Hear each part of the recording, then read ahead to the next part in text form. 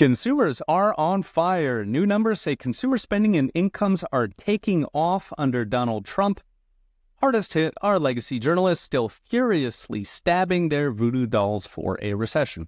Last week, the Department of Commerce released fresh numbers on spending and income. This was the first report under Trump, so there's a lot of attention on it, and it was on fire. Personal consumption expenditures jumped 5.3% annualized. That's up from negative 3.3% in Biden's last month, so the consumer is coming back. Incomes did even better, up 9.7% annualized. Disposable income, which is after-tax money, actually hit 10.9% annualized, which is up a third from Biden's last. Combine this with Trump's inflation numbers. I mentioned last week, Trump cut annualized CPI in half, while Truflation's real-time gauge is currently at just 1.8% annual inflation. Legacy media, of course, did what they could to spin it, while Reuters played it straight with, quote, U.S. consumer spending rebounds. CNN headlined these very same numbers as, quote, consumers are spending less, while literally reporting in the first paragraph that consumers are spending more, and then waiting till the 19th paragraph before mentioning that incomes are soaring.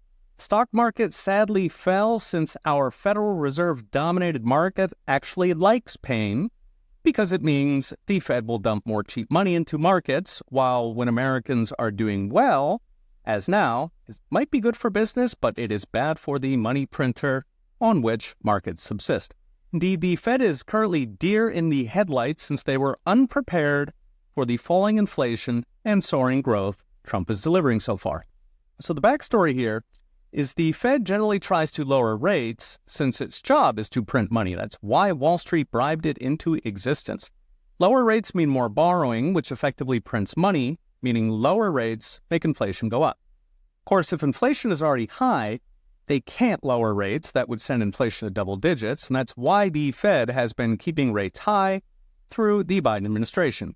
But with Trump bringing inflation down, rate cuts could be on the menu, meaning lower rates on everything from car loans to mortgages to credit cards.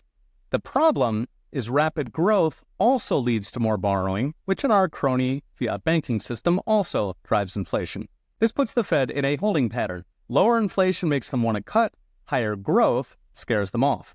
So what's next? Brought to you by Unchained.com. Trump's economic numbers so far have been stellar, cutting inflation in half, raising income growth by a third, pulling consumer spending out of the gutter. In fact, they've been too good. 4 years of Joe Biden should be more of a hangover.